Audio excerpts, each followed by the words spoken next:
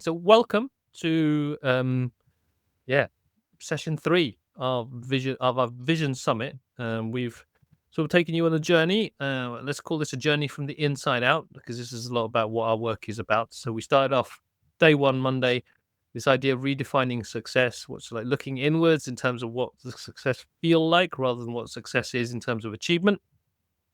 Um, and then yesterday we started talking about this idea of stories of change, and this connects not only to understanding and sort of capturing what meaning there is in our work and our journeys, but also how do we want to help other people. And with the program, it's also a pathway to trying to define what is the mission that you're on, what's the change you want to create, and how does that connect to your own journey of change and your stories of change. And also change being this idea of transformation, and transformation being at the core of your work. So for the people we want to work with, for the way we work, what we want to do is create beneficial transformation in the lives of the people that we serve. And we want to make money because we got mortgages to pay, we got bills to pay, we got things we want and all that stuff. And one way to make money is to sell our time, which I know Laurence and I are very familiar with. So what I thought we'd kick off with is this idea of what is it about money that people struggle with? Really, what is it what are the challenges that we've observed that people come with, particularly on the programs, but also just generally in terms of coaching? So, Laurence, Lana, is there anything that you'd like to raise to start us off? Oh, I just want to really put the elephant in the room. When we talk about money, I don't know how it is with you, but I know for myself, I immediately get triggered. So there's so many things around money that we've taken on, that we've experienced. Um, and this is also the part around the program that we work on, like unpacking what's our relationship with money. So for me, it's also acknowledging that, hey, yes, navigating the topic around money can be stressful or conflicting to a lot of people. So be gentle, be compassionate to yourself, and know that you are not alone in this exploration. Oh, I love that style. Maybe we can just share what money feels like to each of us as a kickoff. Laurence. What comes to mind? What does money mean to you? Meaning, but also feeling.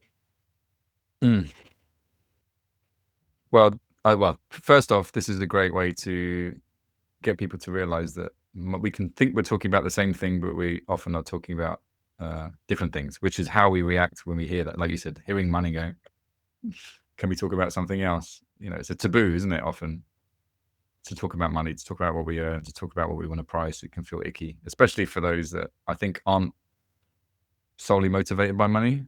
If it's not our main motivation, then it's like, oh, that will come, we'll talk about that or ignore it and hope it goes away. For me, I think my relationship's changed over the years to it. So I actually like going towards it now rather than running away from it in terms of a topic, but also just the concept of it, not trying to push it away, not trying to push money away, not, charging a tiny bit because I'm scared that someone won't like me. So not attaching my self-worth to that has been a sort of journey over the last few years.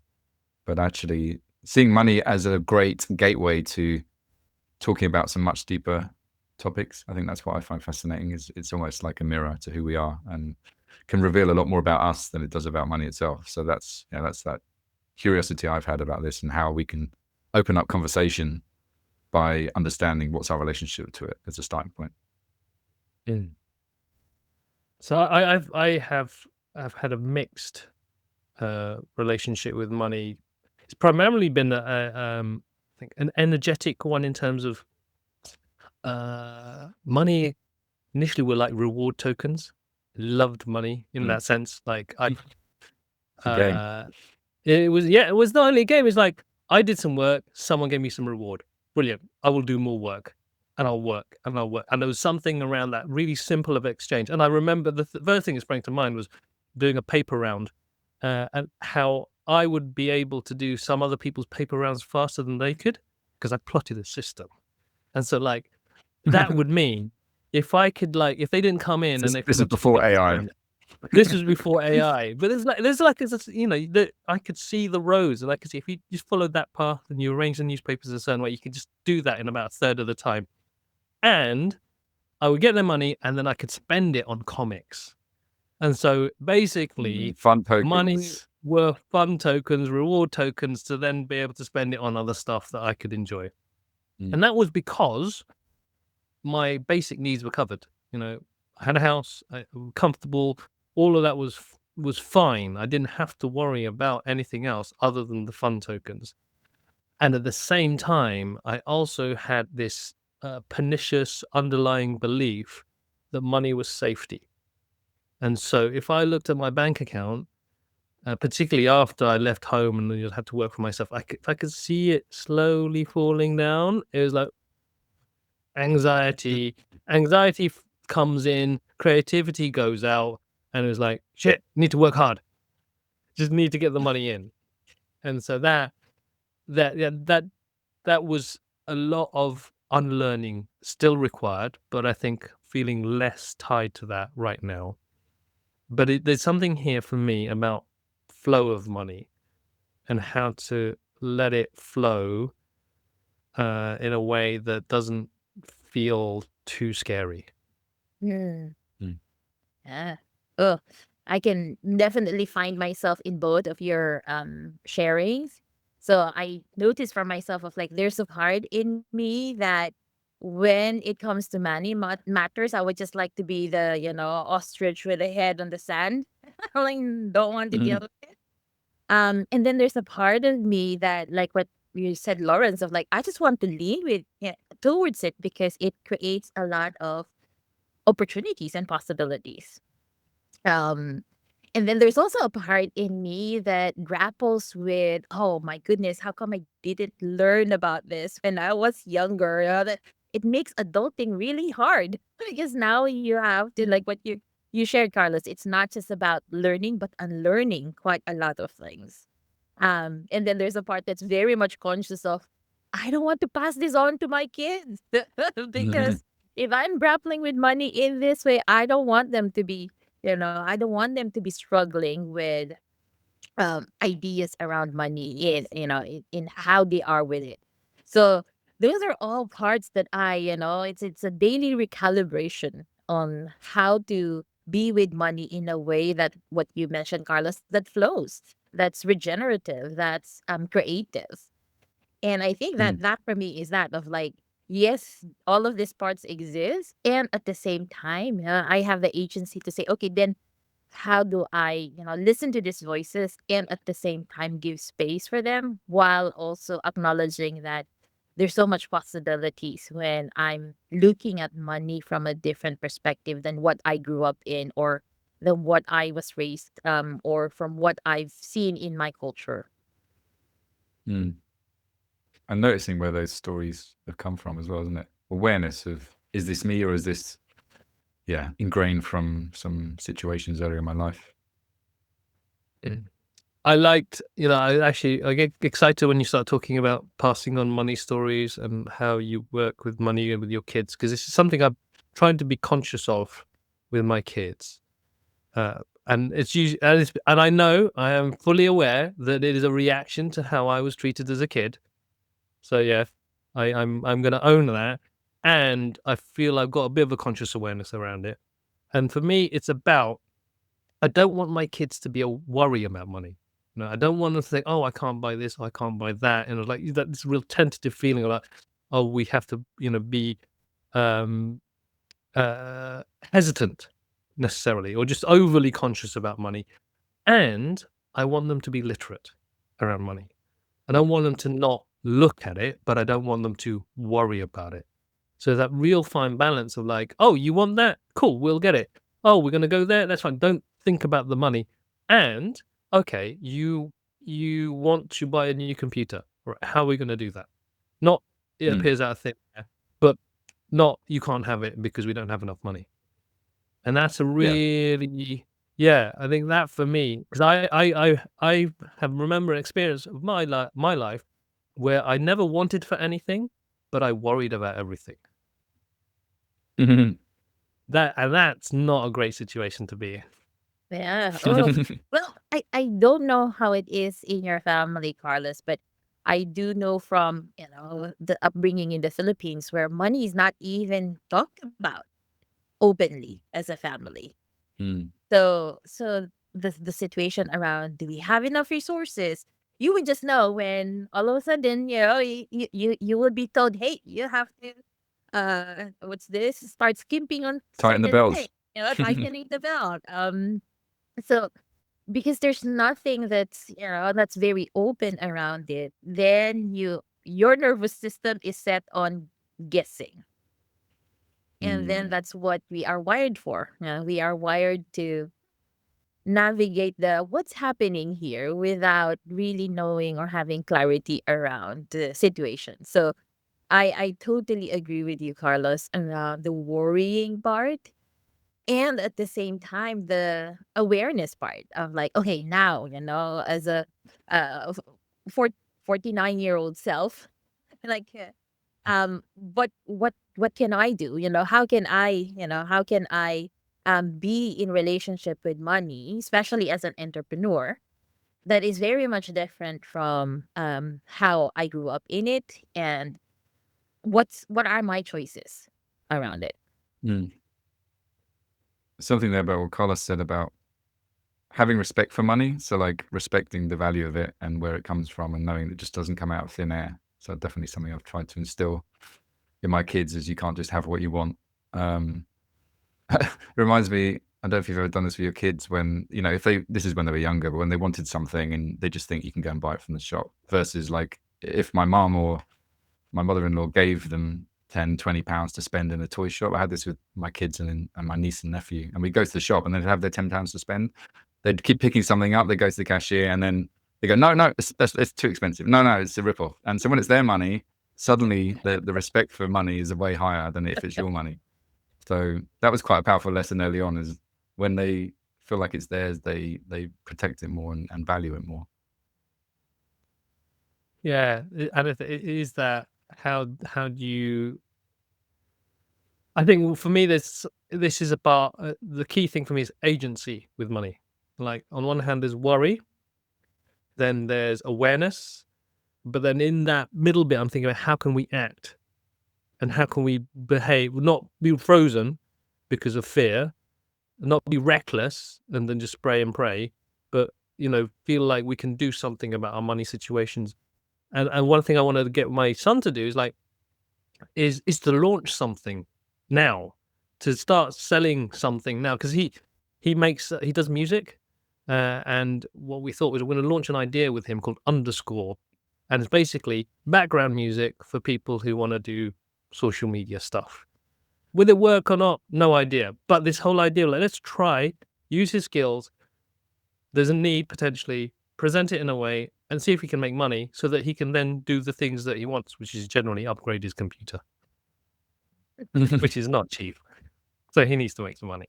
But then even that process of making money, it isn't just about receiving money. It's about talking about values, about telling stories. It's about lots of things that isn't just about making the thing, but it's also communicating why that thing is important and who is that important to. Yeah. Yeah. And celebrating money. Yeah, that's something that I've started sharing with my family. Of like, whenever there's a proposal that gets a yes, and I do a gig, I do a project, there would be a celebration, even if it's just go out to Burger King with a coupon, like anything that would highlight that, hey, this is a celebration because there's something here that was accomplished, and that also brings up a lot of sustenance. So now my kids would be like, okay, mama, how many proposals did you send? Like, they're waiting for what are we celebrating? For me, it's fascinating because it's not just about the accomplishment. For them, it's the acknowledgement of, hey, there was a lot of work that was put there, and that this work is being validated because people are asking for it. Oftentimes my son will be like, okay, if you charge this much, then oh my god, your 1 minute of your time is this much. Yeah. Yeah. You're a millionaire. Yeah. don't price like that. So having these conversations with my teenagers are just like, it's such a big shift already. It's such a big Mm. um, generational shift. And I'm loving the openness that we can have while we're sitting dinner and talking about, hey, there are things that we would be doing in the next couple of months, which would mean resources are allocated to these events. And then they know the situation around money. They know my situation as an entrepreneur. And they also know that, hey, it varies and it fluctuates. And Mm. so I really love this space of agency, because it's not just something that we do for ourselves or for our clients, but it's something that we do for our loved ones. Exactly. I like what Terry says here about accepting money being as much of a challenge as making money. So linked to this idea we talked about at the start about how we see money or relationship to it.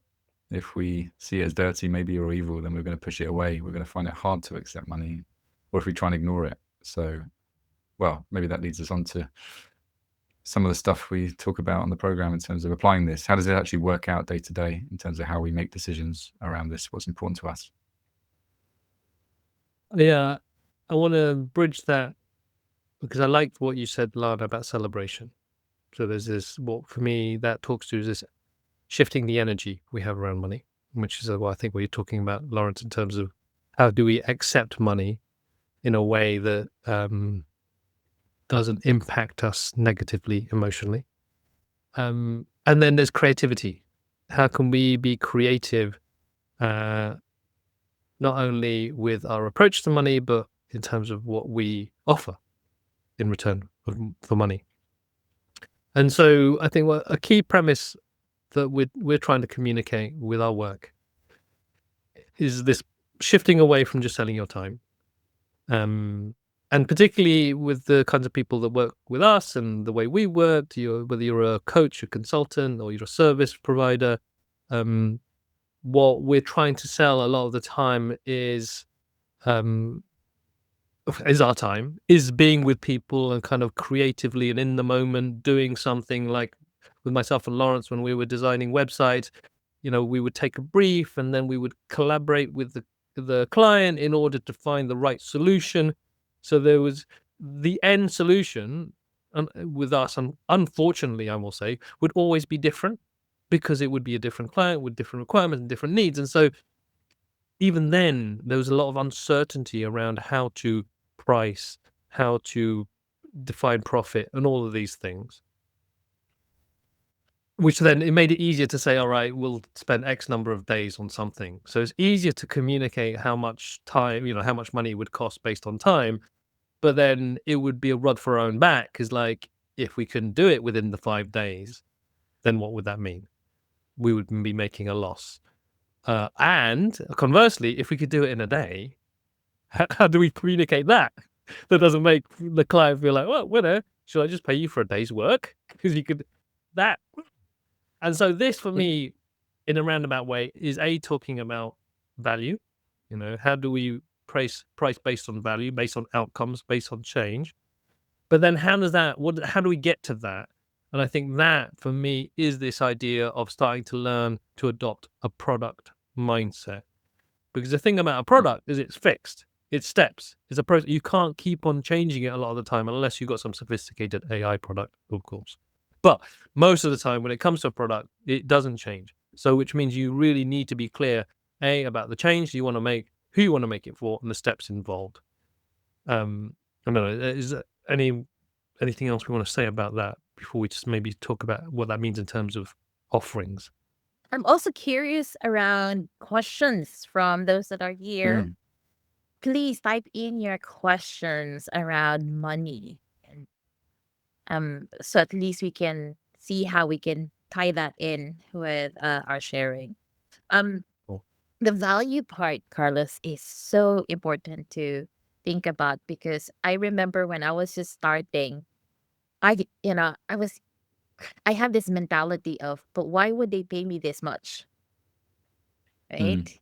Right? And that took a long time to uncouple of, oh, it's not about 1 hour of my time is worth this. But rather, like what you said, why are they paying you thousands of dollars or thousands of euros or whatever currency it is? But it's also because of the wealth of experiences, the wisdom, your presence, your strengths. Mm. So it's not just about the time involved. And this Yeah. is something that I think does not equate with people around how to price, because the majority of what we've been taught around pricing is equating it with our time. And also our own relationship to what is expensive and what is cheap as well, Oh, obviously. definitely. Yeah. So yeah, we're never going to price when we think, oh, I'd never pay that, so someone else would never pay that. Yes, and I think for me, this is, and we could have a whole session on pricing, which is fascinating. What's helped me with this is separating value and price. And I know this sounds really, really strange, but I think it's a really important distinction, because something can be valuable, but people might not be able to pay some people might not be able to pay the price that you want to put on it. And so value for me is like, I need to have this change. When I have this change or this service, it's going to benefit me in some way. If it doesn't benefit me, if I'm not happier, if I'm not more chilled, if I'm not able to do my work more effectively, if I don't accumulate something, there's no value there in inverted commas. When it comes to price, this is where I think the previous session, Stories of Change, and the work that we do in the program, Start With Who, is so important. Because how much someone will pay you, always dependent on value. If there's no value, why would they pay you? But secondly, it's like, what does this price represent to that person? And how much money do they have actually to spend? And this is, again, we can start going on to some like business talk about positioning and marketing strategy, blah, blah, blah. But ultimately, someone with a lot of money who values your work is more capable of paying 10,000, 5,000, whatever it is, than someone who still values your work, but for whatever reason, because of the work that they do, the clients they have, the amount of money, they will pay less. And then that ends up being your choice eventually. Who are you and for whom? Because either A, you want to earn a certain amount of money, or B, you want to help the people with less money by working with the people with more money. Or you can deliver the same value to different people for different amounts of money because you do it in different ways. Mm. And this is where we can maybe show and start talking about this idea of a product pyramid. Now, there's two ways you can look at this, and maybe we can explore a bit more. One is you can look at it in terms of different ways that people can work with you with as a kind of a pathway to higher value. So to do deeper work with you, to experience you in different ways, and maybe to even just have different experiences with you. So to give people just a range of choices of how to work with you. Or you could have one process, one transformation, but you deliver in very different ways, whether that's peak of it is one-to-one, you will coach someone and you will spend their time with them to make that transformation happen at a very personalized level. Second level is a group, so less personalized, but still, you're still going to be taken on the journey. Third level, self-paced, do it on your own. I've got a process, follow it. You won't get the benefit of my knowledge and wisdom, but you'll have something to work with. And then there's this free stuff, just to help people understand how does this process work in the first place. So I think there's this thing about the change you want to make and then the price that's put on it that is really dependent on who you want to serve and their capacity to pay. And there's a way of actually kind of structuring that helps you work out what do you have, what do you do, and where would you put it on this kind of pyramid scale. I don't know. Anyone want to take that on and just explain a Yeah. bit more? For me, there's a level of intimacy here that's involved, right? Of when you look at, how we can connect with each other, we can work deeply with each other, depends on where you're at in the product pyramid, right? So um uh, I personally believe that the awareness and trust is very important as a foundation, because people are more likely to purchase or to ask for your services because they know who you are and they trust the kind of work and the quality of work that you can deliver. And this for me is why that awareness and trust building is very, very, very important. And I think this is where from other from other sessions that I have given with startups, this is the part that they miss. Like, oh, I have an Mhm. idea, and then create an entire. This is what I want to do. My website is going to be like this. So there's an entire focus on just that one thing or that one service, but forgets but how can people relate with this? How can people know about this? And how can they trust you enough to start saying, hey, I'm interested with what you have to offer? Mm. And we'll cover a bit more about that tomorrow, aren't we? Going a bit more about working out loud, sharing your voice. But yeah, how do you let people know that you exist and not just feel like you're selling, because like you said, a lot of people go straight into, I'll build the thing, I'll make the thing, and then, oh, I've got to find people who want to buy the thing. Where do I get them from? Versus building that trust, from day one before you've even built anything. That would be our advice.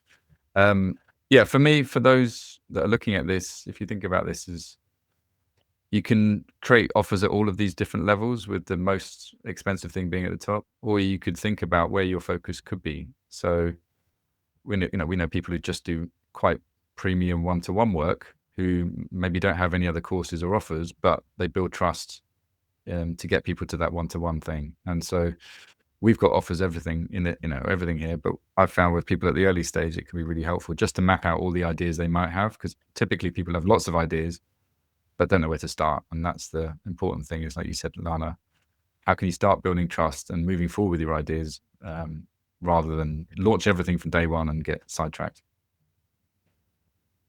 I want to talk to a couple of things. Firstly, this idea of trust. Then also there's what Yvonne was saying about building relationships and referrals. And then there's a question as well I saw from Terry about being paid for being a wisdom provider.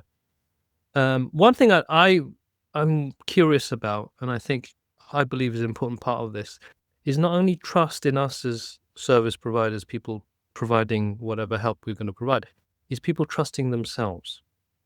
Because they need to trust that this transformation, this objective, this outcome is possible for themselves, that they can do something.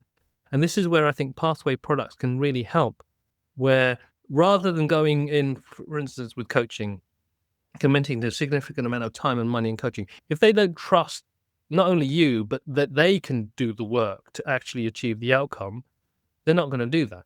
So how can you give them opportunities to learn, whether that's with this path, smaller products like we offer little ebooks and mini courses, so that people can start just playing with the ideas that we're going to work on with them if we ever coach them or they join the program, so that they can paint a picture of possibility for themselves.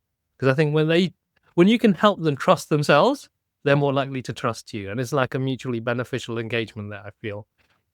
With the referrals thing, I like what, I'm now understanding a bit more what Seth Godin talks about being remarkable, is like, if you give them an experience, whether it is a pathway product or your program or something that just blows their mind, not just based on outcome, but just a feeling, like a lot of people who join our Vision 2020 program, it's just somewhere that they feel like, oh, this feels like home.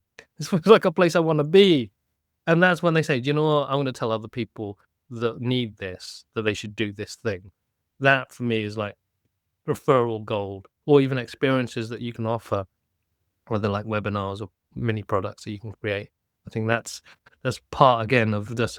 How can we infuse celebration and creativity in the way that we make money that isn't just about, oh, how can we increase the numbers? Yeah. Should we have a look at Terry's question? Yes. Yeah, let's do that. Here we go. Okay, cool. I'm going to bring it up. Let's see. Hopefully it'll appear on screen. And I'll get rid of this slide as well so that we can see this properly.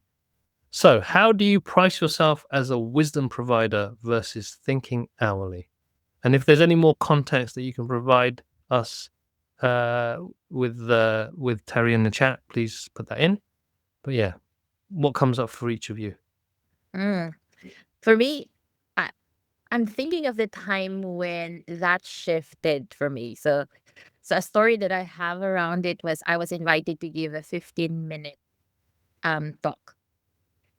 And for 15 for no, even less, 10 minutes talk in an online summit. So I was asked to just give a 10 minutes talk, and they paid me 1,600 euros.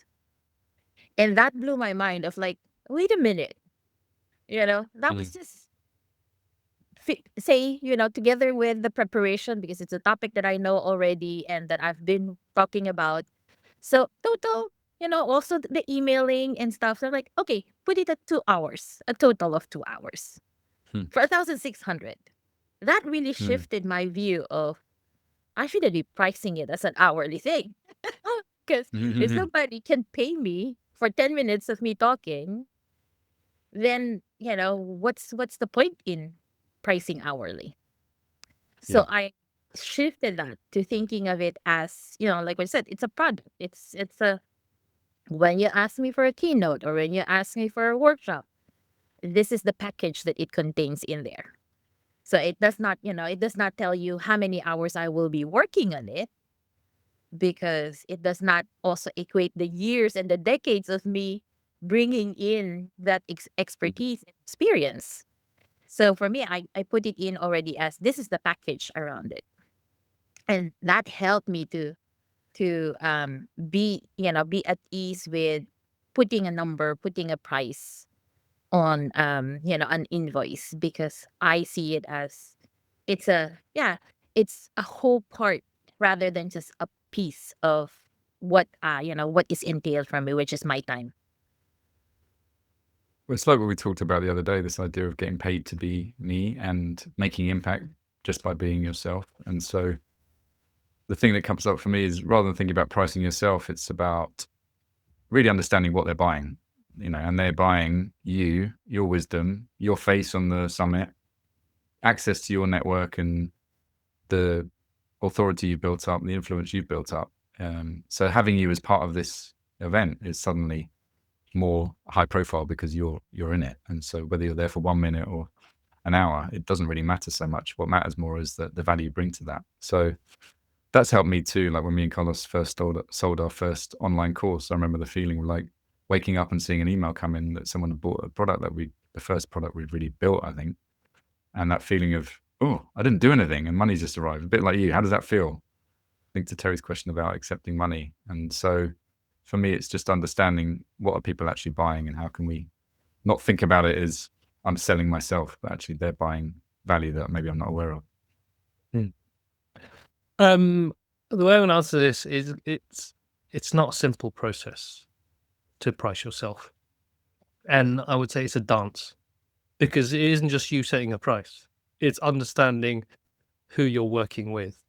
And there's a lot in that, because it's all about, in the end, being an incredibly great coach. When you are selling and pricing, it isn't about, oh, I got these tactics and strategy. It's actually getting all the information you need out of the customer in order to find a price that isn't the price that they like, it's a price that they understand. And I think that's the other thing. It isn't about, oh, I'm happy to pay this price. No, it's like, I get it.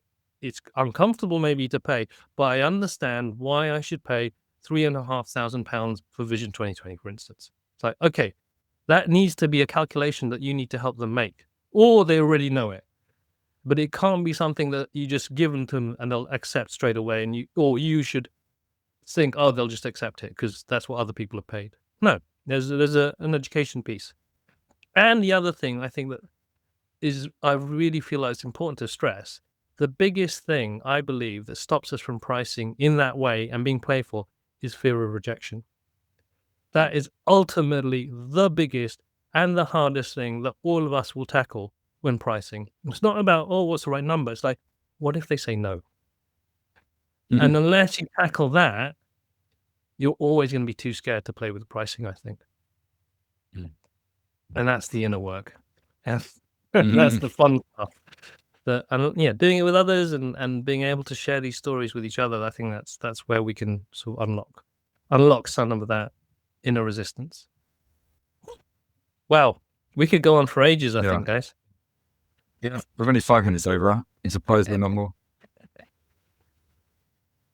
Cool. Okay. Tomorrow, what are we talking about? We're talking about sharing your voice. Yeah, like you're saying, Laurence. Do you know? Maybe elaborate a bit more about this idea of sharing our voices. Well, yeah, I think it can be easy just to do a lot of this work in isolation and to talk in our groups and to keep it all safe. But actually, to put our ideas out there, it can be a vulnerable place to be, but also a really rewarding place to be in terms of clarity, in terms of connection. So the last summit's really going to be a series of summits going to be about how to connect with others ultimately. So not thinking about self-promotion and banging the drum for our work and buy from me, but actually there's someone or people out there who will benefit from what I'm creating, and best to connect with them sooner rather than later. So this idea of working out loud, sharing ideas before they're fully formed, but actually the process of sharing those ideas, how we can build clarity through it rather than waiting until we've got all our ducks in a row and kind of the perfect launch is going to happen. So yeah, the fluffy launch, we'll talk a bit about that tomorrow. Wonderful. And on Friday, we're going to be talking to Anne Lawler-Kumpf. She's written a book called Tiny Experiments. And it's really interesting because part of her book, she talks about essentially this idea of sharing your voice, sharing your ideas early. And there's 2 elements that she talks about there as well, which is really beneficial, along with the balloons. Firstly, like Laurence said, it's by sharing it early, you start getting some feedback, and you can sort of like develop the ideas and also develop your resilience muscles. And when you get feedback, but secondly, it's great accountability. As soon as you share an idea and you say, "I'm going to do this thing," then other people are going to say, "Well, what are you going to do next? When's the next thing coming out?" And that, if you are a perennial procrastinator, that is going to be your medicine. Share your idea early. Share it with people you trust, or share it with people not that you feel safe with. I think that's the initial start, because that's where people, again, fear of rejection, fear of criticism. This is why communities like ours are important. Okay. Reward time. Time for lunch. Until next time. Until next Thanks, time. everyone. Tomorrow. Take care, everyone. Thank you for joining us. Bye-bye.